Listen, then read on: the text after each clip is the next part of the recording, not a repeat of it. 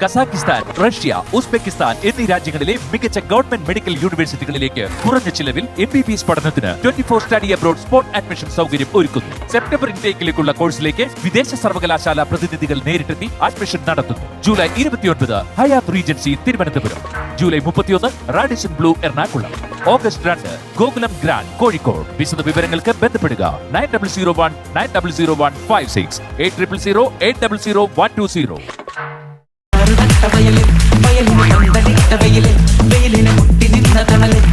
Hello, അതെ, പ്രതിമ ഉണ്ടാക്കാൻ വന്ന ടീമിലുള്ള ആളല്ലേ? അതെ അതെ അതെ അതെ. പിന്നെ എന്റെ അച്ഛന്റെ പ്രതിമയാണ് ഉണ്ടാക്കുന്നത്. അച്ഛന്റെ പ്രതിമ ഉണ്ടാക്കുമ്പോ അതിന്റെ കൂടെ ജീവൻ തുടിക്കുന്ന പ്രതിമ ആയിരിക്കണം. നിങ്ങൾ ഏതെങ്കിലും ഒരു വള്ളത്തിൽ ചവിട്ടും. എന്താണ്? അച്ഛന്റെ പ്രതിമ ഉണ്ടാക്കണോ അതോ ജീവ കുടിക്കുന്ന പ്രതിമ ഉണ്ടാക്കണോ? ഞാൻ എന്നെ പറയണ, നീ എന്നെ കേൾക്കണത്? എടാ, അച്ഛന്റെ പ്രതിമ നീ ഉണ്ടാക്കുമ്പോ അതിനൊരു ജീവൻ ഉണ്ടെന്ന് നമുക്ക് തോന്നിക്കണം. ഓ, അങ്ങനെ അങ്ങനത്തെ സംഭവം വേണം ഉണ്ടാക്കാൻ. സാറേ, അങ്ങനെയാണെങ്കിൽ ഒരു കിടിലൻ സാധനം ഉണ്ട്. ആ, പറയാ. നമ്മുടെ അച്ഛന്റെ പ്രതിമ. നമ്മുടെ അച്ഛനോ? ഞാൻ ഈ സ്വത്തിന് നിനക്ക് അവകാശം എഴുതി തന്നോടാ? അതല്ല, ഞാനൊരു ഓണത്തിനങ്ങ പറഞ്ഞേ ഉള്ളൂ. സാറിന്റെ അച്ഛന്റെ പ്രതിമ, സാറിന്റെ അച്ഛന്റെ പ്രതിമ നമ്മളിത് ഇങ്ങനെ നിൽക്കുന്നതല്ലേ സെറ്റ് ചെയ്യുന്നത്? അതെ, ഇങ്ങനെ നിൽക്കണം. ഇതിങ്ങനെ തുടിച്ചു നിൽക്കാൻ വേണ്ടിട്ടേ ആൾക്കാർ ഇങ്ങനെ വരുമ്പോ ഇതിങ്ങനെ മെല്ലെ ഇങ്ങനെ വന്നിട്ട് ഇങ്ങനെ അനുഗ്രഹിച്ചിട്ട് അതുപോലെ ഇങ്ങനെ മെളിയിട്ട് പോകും. അതിന്റെ കൂടെ കണ്ണിലൊരു പച്ചലേറ്റും വായുന്നൊരു പുകയും ഒരട്ടകാസോടെ ഇട്ടാലോ? എടുക്കും. എടാ, അച്ഛന്റെ പ്രതിമ ഉണ്ടാക്കിയിട്ട് എനിക്ക് വീടിന്റെ ഉമ്മറത്ത് നിർത്താൻ വേണ്ടിയിട്ടാണ്, അല്ലാതെ അത്തച്ചമയത്തിന് കൊണ്ടുപോകാൻ വേണ്ടിയല്ല. പറഞ്ഞുള്ളൂ, വേണ്ട. ഞാൻ സംഭവം ഞാൻ പറഞ്ഞുതരാം. അതായത് എന്റെ അച്ഛന്റെ പ്രതിമ ഉണ്ടാക്കി വെച്ച് കഴിഞ്ഞാല് ഈ നാട്ടുകാർ കാണാൻ വേണ്ടി വരുമ്പോ അവർക്ക് പറയാൻ ഒരുപാട് അഭിപ്രായങ്ങൾ ഉണ്ടാവണം. എന്റെ സാറ്, ഇതല്ലേ ആദ്യം പറയേണ്ടത്. അങ്ങനെയാണെങ്കിൽ ഇന്നത്തെ ട്രെൻഡിന് പറ്റിയ ട്രെൻഡാണ് വേണ്ടത്. നമുക്ക് അച്ഛന്റെ കണ്ണീന്ന് ചോര വരുത്തിയാലോ? അത് ശരിയാവില്ല, നാട്ടുകാർ വിശ്വസിക്കില്ല. നാട്ടിൽ പൊതുവേ ഒരു പറച്ചിലുണ്ട്, അച്ഛൻ കണ്ണിച്ചോരില്ലാത്തവനാണ്. അതുകൊണ്ട് അത് ചോര വേണ്ട. അപ്പൊ ഞാൻ ചോദിക്കുന്നുണ്ടെന്ന് തോന്നരുത്. ചോദിക്കാം. അച്ഛൻ മരിച്ചിട്ട് ഇത്രയും വർഷമായല്ലോ, ഇപ്പൊ എന്നെ പെട്ടെന്ന് ഒരു പ്രതിമ തല്ലിക്കൂട്ടാൻ കാര്യം ഉണ്ടാക്കിയെടുക്കാനുള്ള കാര്യം അതെന്നാന്നറിയോ? ഞങ്ങളിപ്പോ ഫാമിലി എന്ന് പറഞ്ഞാൽ വിദേശത്ത് ഞങ്ങൾ സെറ്റിൽ ആയല്ലോ. അപ്പൊ നാട്ടില് അച്ഛനൊരു ബൂസ്റ്റപ്പ് ആയിക്കോട്ടെ നിർത്തി ജീവിച്ചിരുന്ന 5 രൂപയുടെ ബൂസ്റ്റ് മേടിച്ചു കൊടുക്കാത്തവനെ ബൂസ്റ്റപ്പാക്കാം ഞങ്ങളാക്കാം. ഞാൻ ഇങ്ങനെ പറയാൻ കാരണം എന്താണെന്നറിയോ? എന്നായിരുന്നു? അച്ഛൻ എന്ന് പറഞ്ഞാൽ ഈ വീടിന്റെ വിളക്കായിരുന്നു. എന്നെ പവർ കട്ട് സമയത്ത് കത്തിച്ചു വെക്കും. ഇവിടെ ഇവൻ എല്ലാത്തിനും തറുതലിയാണല്ലോ പറഞ്ഞത്. അച്ഛൻ എന്ന് പറഞ്ഞാൽ വീടിന്റെ ഐശ്വര്യമായിരുന്നു. ഐശ്വര്യമായിരുന്നു. അതുകൊണ്ടാണ് നീ പ്രതിമ ഉണ്ടാക്കിക്കേ. പ്രതിമ അയ്യോ എനിക്കുണ്ടാക്കാൻ പറ്റത്തില്ല. പിന്നെ ഞങ്ങൾ ആശാൻ വന്ന ആശാനാണ് തുടങ്ങാൻ പറ്റത്തുള്ളൂ. എന്നാ ആശാന് വിളി. ആശാൻ നല്ലൊരു പഞ്ചിന് വേണ്ടിട്ട് പുറത്ത് വെയിറ്റ് ചെയ്യുക. പഞ്ചിന് പുറത്ത് നിന്നിട്ട് കാര്യമില്ല, അകത്ത് കയറി ഒന്ന് എന്തെങ്കിലും കാണിക്കാൻ പറ.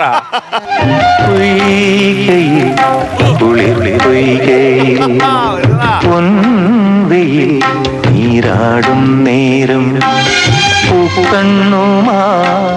മോഹൻലാല് ഡിക്റ്റോ ഫിഗർ ആട്ടോ.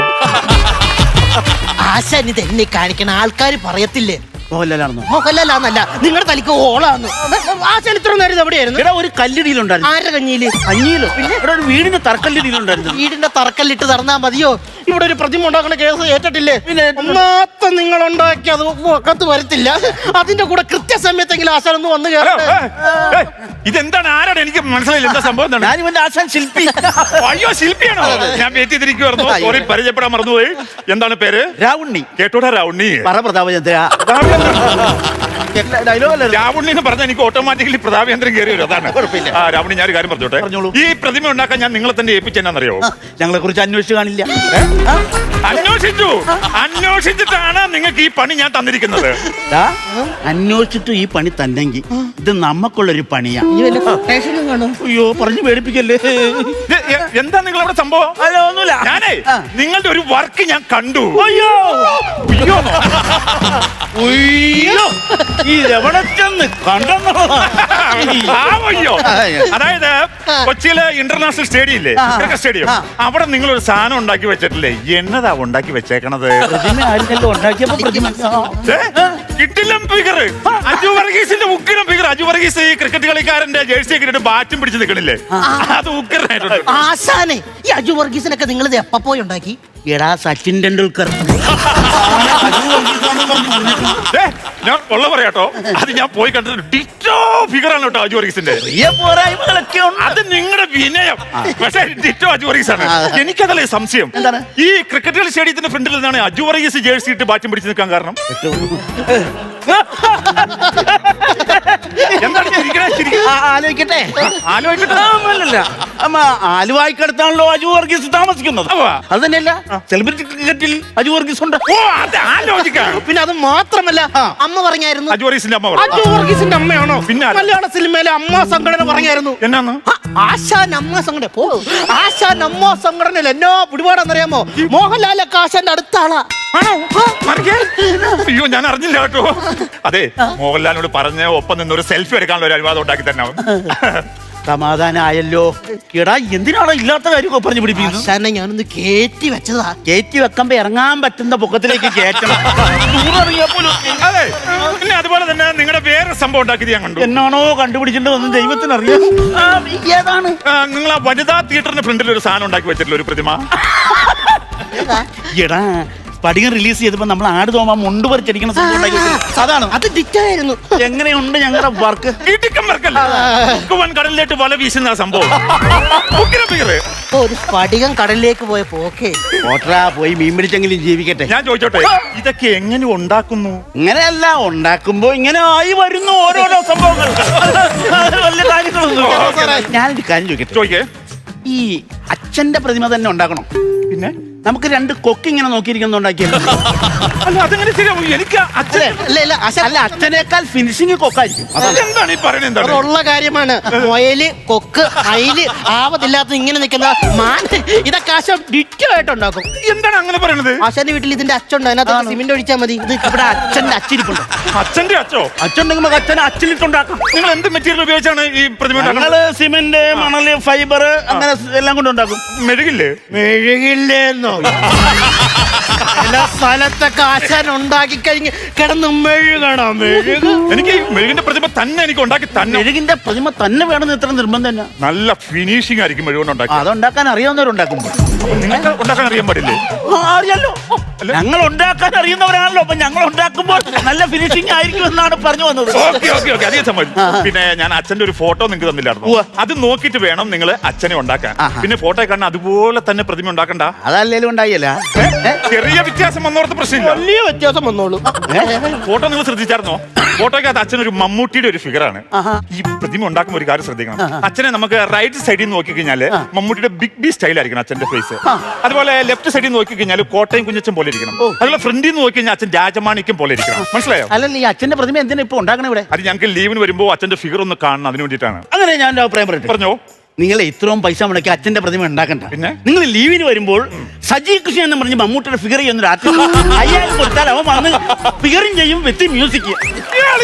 എനിക്ക് അച്ഛന്റെ ഫിഗർ കറക്റ്റ് ആയിട്ട് ഉണ്ടാക്കി തന്നെ ഈ മമ്മൂട്ടിയുടെ ഫിഗർ തരാന്ന് പറഞ്ഞല്ലോ. അതൊരു പണിയാ. നമുക്ക് പണി തുടങ്ങാൻ കേട്ടു. ഞാൻ പൂജാ സാധനങ്ങളൊക്കെ എടുത്ത്. ആശാനെ തേങ്ങ തേങ്ങ ഇതെന്നെ ഇത് തേങ്ങാൻ പറഞ്ഞു. തേങ്ങാൻ പറഞ്ഞല്ലോ. തേങ്ങാന്ന്. തേങ്ങ. ഈ തേങ്ങ അച്ഛന്റെ പ്രതിമ പണി ഐശ്വര്യമായിട്ട് അങ്ങ് തുടങ്ങാൻ പോവാണ്. ആയിക്കോട്ടെ. കേട്ടോ? ഒന്ന് പ്രാർത്ഥിച്ചേക്കണേ. ആയിക്കോട്ടെ. ഇറങ്ങിയില്ല. നിങ്ങൾ ഇപ്പൊ കറങ്ങിയില്ല. അത് ഇപ്പോഴാണ് കറങ്ങിയത്. തേങ്ങ കറക്കി കളിക്കാൻ വന്നതാണ്. രാശി നോക്കിയതാണെന്ന്. ക്ഷമിക്കണം, സോറി. കറക്കണ്ട, ഞാൻ നോക്കിയോളാം. രാശി നോക്കാം.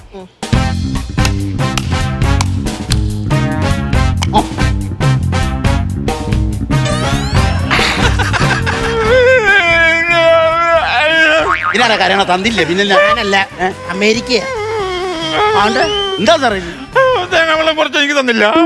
തേങ്ങാവെള്ളം അമേരിക്ക വലിയ ബിസിനസ്. തേങ്ങാവെള്ളം കിട്ടുന്നത് അറിയണം. കണ്ടോ? അമ്മ തേങ്ങ പൊട്ടിക്കുമ്പോ അമേരിക്കയിൽ എനിക്ക് തേങ്ങാവെള്ളം തരും. അമേരിക്കയിൽ ഇല്ല കുട്ടി തേങ്ങ പൊങ്ങുണ്ടോ നോക്കാം. അതെങ്കിലും തേങ്ങക്കകത്ത് പൊങ്ങുണ്ടെങ്കിൽ തേങ്ങക്കകത്ത് പൊങ്ങുണ്ടോന്ന്. പെങ്ങും വെള്ളം കുടിച്ചിരുന്നാ മതി. അച്ഛന്റെ പ്രതിമ പണിയണോ? പണിയണം. എന്നാ പ്രാർത്ഥിക്കണം. ആയിക്കോട്ടെ. ശരി, കണ്ണടച്ച് പ്രാർത്ഥിച്ചു കേട്ടോ. അമൃതം വിഷ്ണു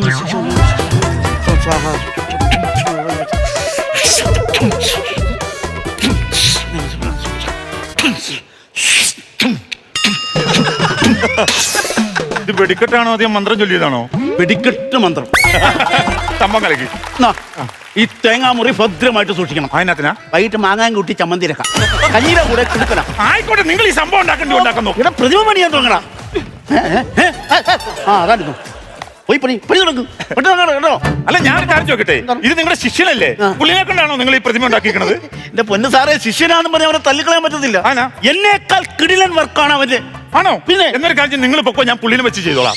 കിടിലല്ല ഒരു കിടിലൻ.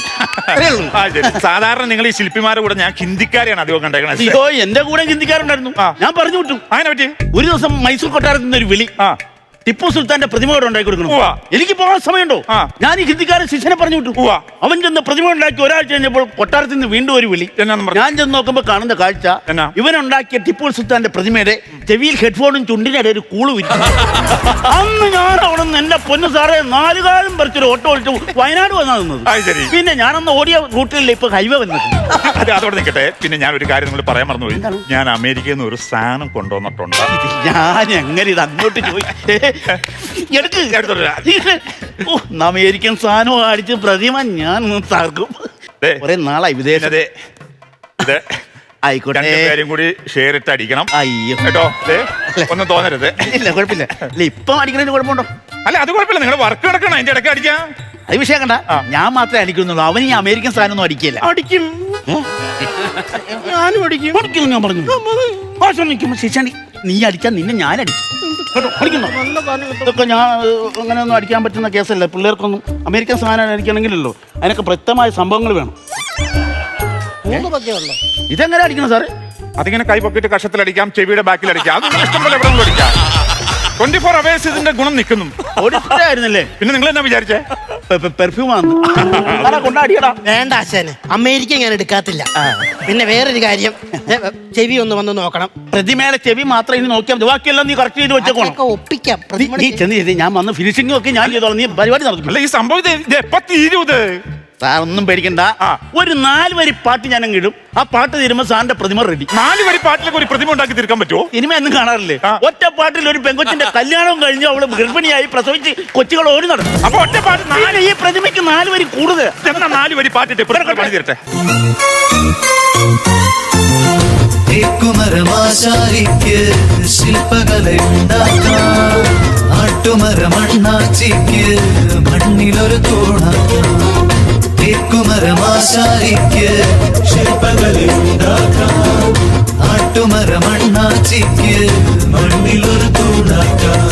10 മുഴം കാതൽ തന്നാൽ മുത്താരം ഞാൻ ഉണ്ടാക്കാം, 10 മുഴം കാതൽ തന്നാൽ മുത്താരം ഞാൻ ഉണ്ടാക്കാം. ഹലോ, ഇത് എന്താണ്?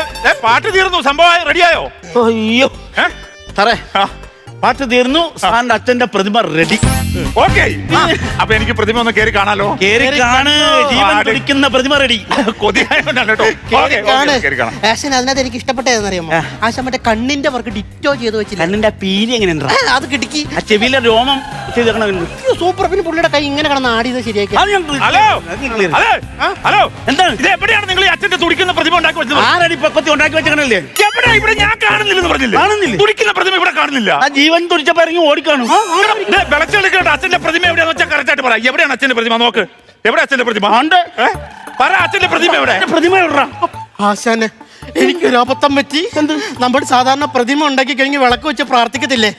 ഞാൻ അതുപോലെ ഒന്ന് പ്രാർത്ഥിച്ച ആശാന്. എടാ, അത് കൽപ്രതിമയ്ക്ക് മെഴുകു പ്രതിമയ്ക്ക് താഴെ കൊണ്ട് തിരികത്തിച്ച് വെക്കണ ആദ്യത്തെ ശില്പി നീയായിരിക്കും. പോയി ആശാന്. പറ, എന്റെ അച്ഛന്റെ മെഴുകു പ്രതിമ എവിടെ? അച്ഛന്റെ മെഴുകു പ്രതിമയല്ല ഈ കിടന്ന് ഒഴുകുന്നത്.